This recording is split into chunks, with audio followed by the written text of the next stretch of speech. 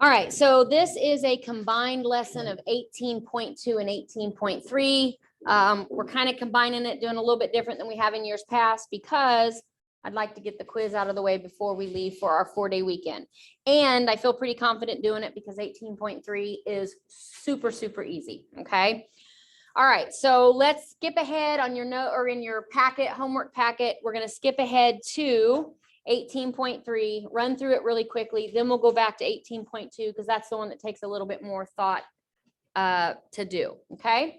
All right, so first of all, we're determining exponential growth or decay. We know exponential equations, right? Has a head and a tail that explode, the head explodes.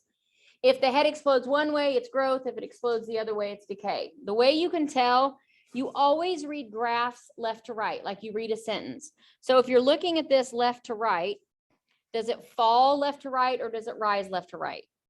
It falls, so this is considered decay.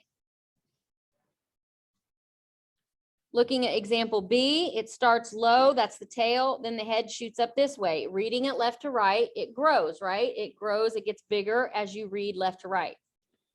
Okay, it's that simple to read a graph of exponential growth or decay. Just is it going up or is it coming down? All right, when it is an equation, and I want to show you guys this, and this might be, I told you I'd tell you when you might want to write this on your lined paper. This part right here might be something you write in your lined paper. So here is Desmos, and I know for those of you at home, you can't see this because it's on my computer screen and not my iPad. Let me see if maybe this might be a good idea. Let's put this, let me get Desmos up here, and so that the people at home can kind of see what I'm doing too.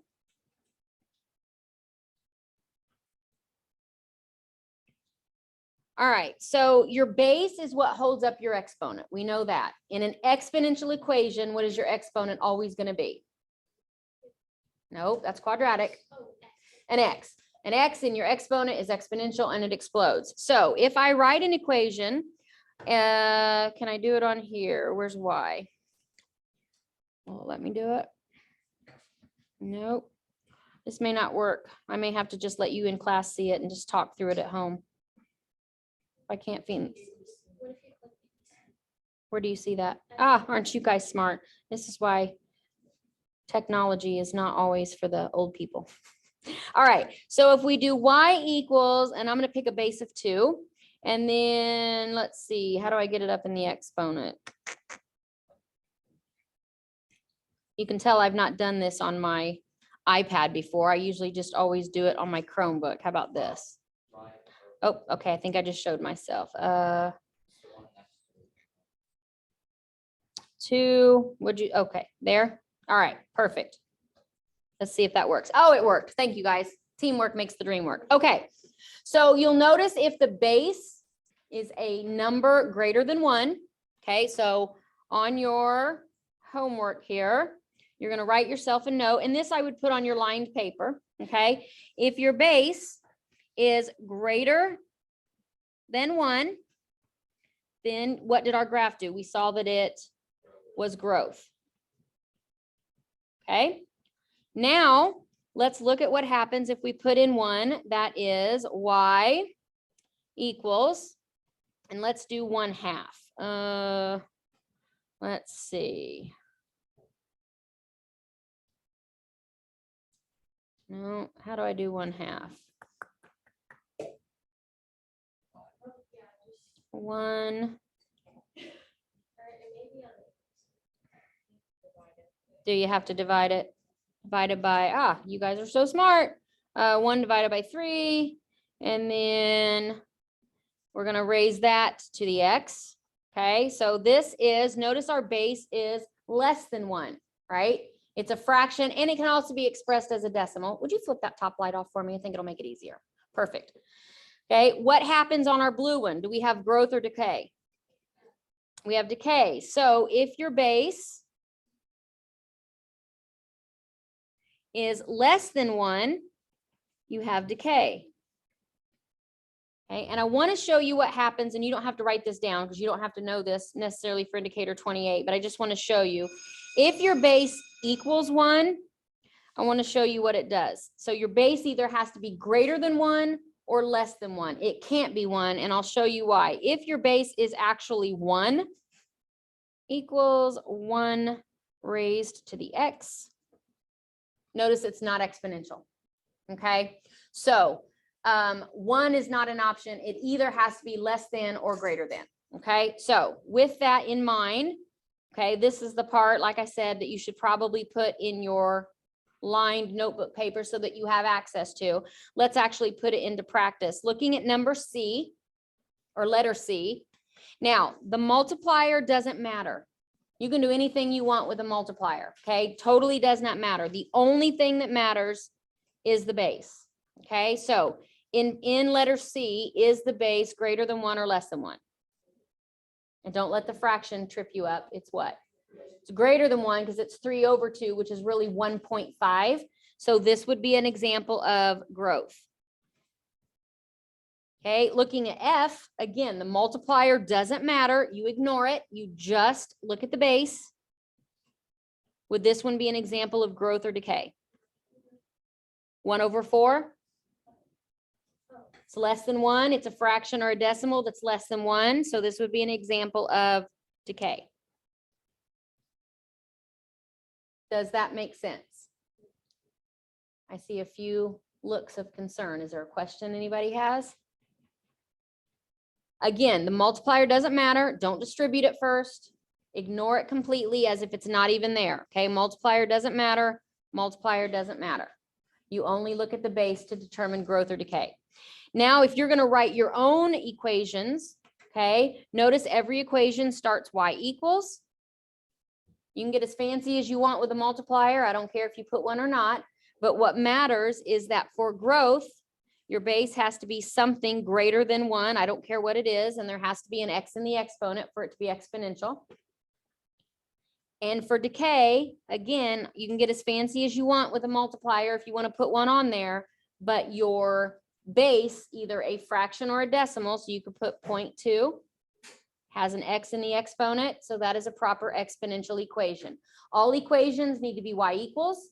And for exponential, they all have to have an x in the exponent. Your base is going to determine whether or not you're writing in a growth equation or a decay equation. Any question on anything from this? This is 18.2 or 18.3. It's a pretty quick basic idea. So are we good? All right, now flip to the front of your paper. Yeah, your homework is going to be completing this. I'm just doing some of it with you. Now, right off the bat, I want you to put an X over the odd ones in the left-hand column. You are not going to do those for homework. I'm purposely shortening this because we're doing 2 in 1 day. All right. So typically you would do all of this, but kind of trying to make it a little bit easier on you. You are going to do 2 through 8. And here in a little bit, we're not doing these right now because I think you guys can do this without notes. You're going to get a piece of graph paper. Okay. If you are at home doing it on Cami, at the very bottom, you'll hit the plus button and request to add a piece of graph paper. And that's where you'll show your work on Cami. For those of you in class, I have graph paper to give you. Just make sure you number it, right? Number 2. So I know that it's number 2 on the front, and then on the back, you'll do it again, but it's 20 through 26. So make sure you number your graphs so that I know which one they go with. All right. And you're just going to plot the points. You're going to give yourself a graph, an XY coordinate. You're going to plot the points, and then you're going to put which one is best modeled. And here are your choices, right? You guys already know this, but it's right here. Linear, quadratic, and exponential. Those are your choices of the model once you graph them. I'm not going to do an example of those because I think you guys should be at this point able to graph XY points on a coordinate plane. Okay? Yes. Are we going to do all of those on the same graph?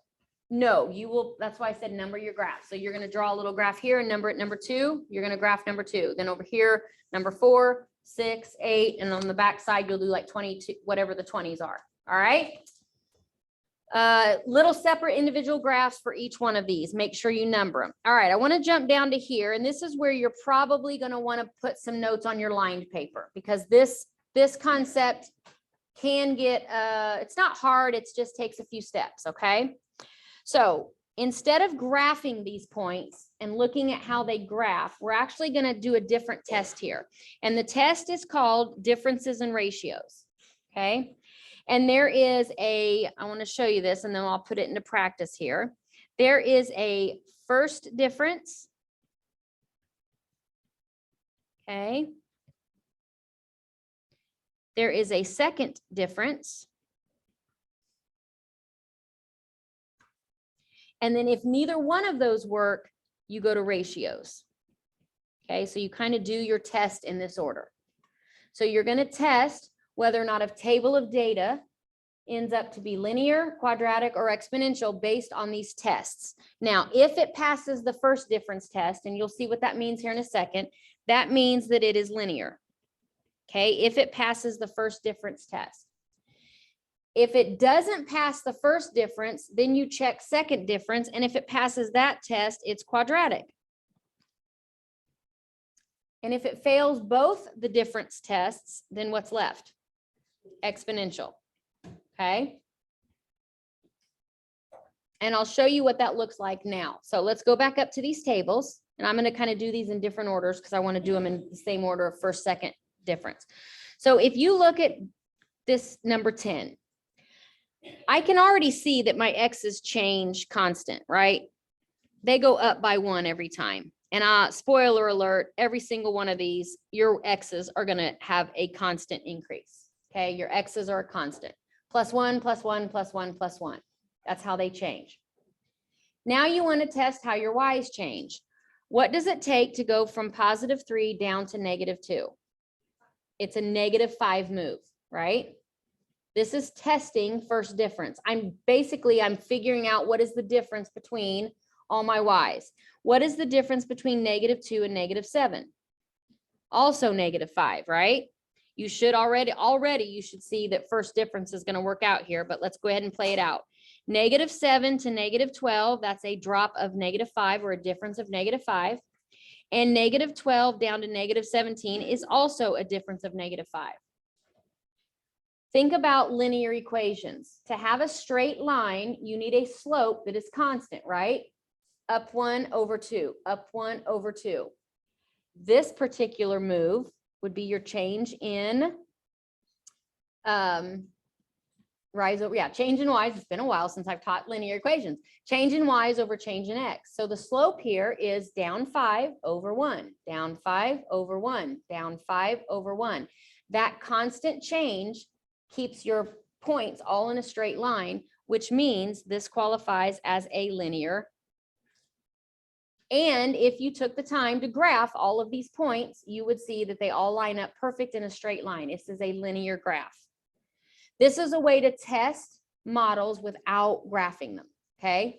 And you need to be able to do that, especially when the directions tell you to use difference and ratios, okay? All right, so this was the first difference test, and it passed, so we're done. You can stop there, okay? So what happens if it doesn't? Now we're gonna move to number 9. You can see your X's are constant, and you don't even have to notate that. Just glance at it. My X's are constant, 0, 1, 2, 3, 4. Okay. Now let's look at our first. We're going to test first difference here. From -12 to -1, that's what kind of a move? Positive or negative what? +1. Now from -11 up to -8, what is that? +3. So we already can eliminate linear, because our Y's are not constant. So -8 to -3 +5, and then -3 to 7 +7. All right, so first difference did not work out. We can eliminate linear. Now let's go to second difference and try it again. This time we're using these new outside numbers. What is the difference between 1 and 3? +2. What is the difference between 3 and 5? +2. 5 and 7. Okay, it passes the second difference test, which means it's quadratic. And if I graphed all these points, they would graph in a U-shaped quadratic graph. Okay. So always try first difference first. If it fails first difference, move on, try it again, second difference.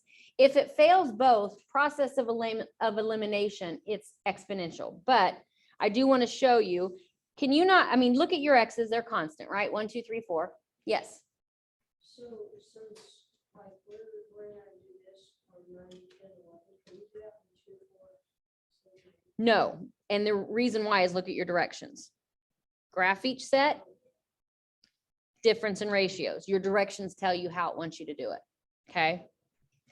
All right. So let's look at number 11. Right off the bat, you should be able to see your X's are constant. And that's always a good thing to glance at, because sometimes they'll get wonky on you and they'll skip a 2 and it'll be 0, 1, 3, 4. So you got to be careful when you're checking your differences, because if one's missing, you got to kind of fill in the gap. Okay, if that makes sense. But these aren't missing any, so we'll just kind of do the basic work here. First difference, you can already tell it's not going to work. You get 9, you get what, 36, 576. Okay, and you can tell what happens. Your Y's are exploding quickly, right?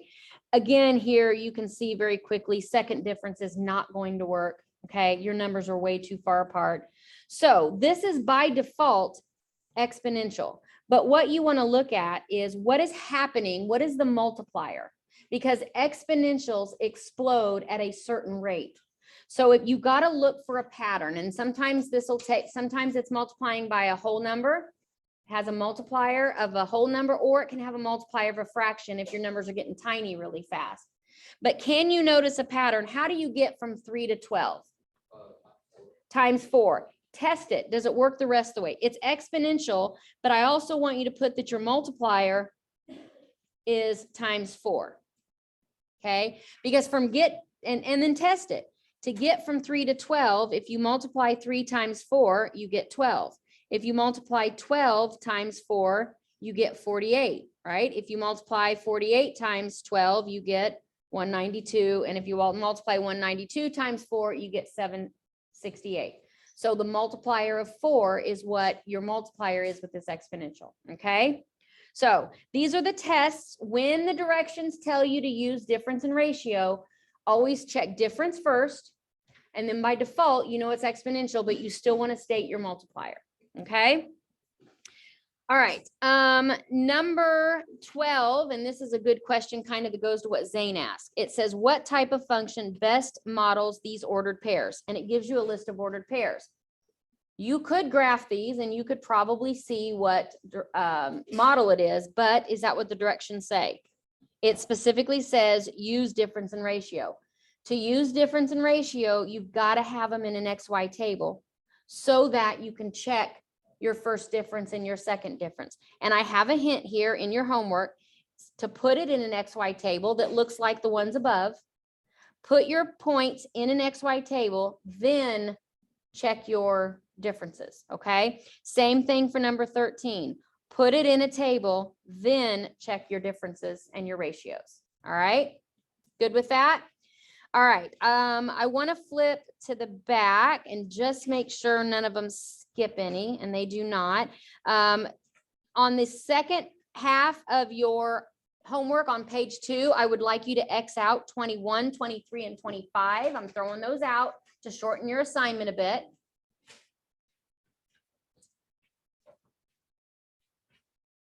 Okay. And I want to call your attention to number 26. Gives you a little scenario. It asks you which function best models the data. It says use difference and ratio. And I give you a little hint there. You don't have to rewrite this table in an up and down table, right? You can check differences this way, or you can check them this way. You don't have to rewrite your table up and down. You can do a vertical table or a horizontal table. And with either one of them, you can check your first difference and second difference. Make sense? Are there any questions on this? All right, like I said, I have shortened your assignment a bit. Hopefully you notated which ones to skip. For numbers, go back up here, 2 through 8, and numbers 20, 22, and 24, they do have to be graphed on a separate sheet of graph paper, which here in a second I'll pass out here in class. And the rest of them, you can do the work right here on your homework paper, okay? And if you have any questions, whether you're at home tonight or for those of you at home listening to the video, always shoot me an email. Last night, I had several students emailing me over that packet, and I know it was a difficult packet, so I expected it. I actually sat down to watch TV with my iPad right next to me because I figured, and sure enough, as I was watching Amazing Race, emails were coming in and I was pausing it, working a problem, emailing it back and helping people. So I never mind doing that in the evening. So if you ever get hung up on something, whether or not you were here in class or at home, please don't ever hesitate to shoot me an email and ask for help. Okay. All right. Let's see. This is due tomorrow at the beginning of class. Tomorrow we will review indicator 28. And on Thursday we will quiz.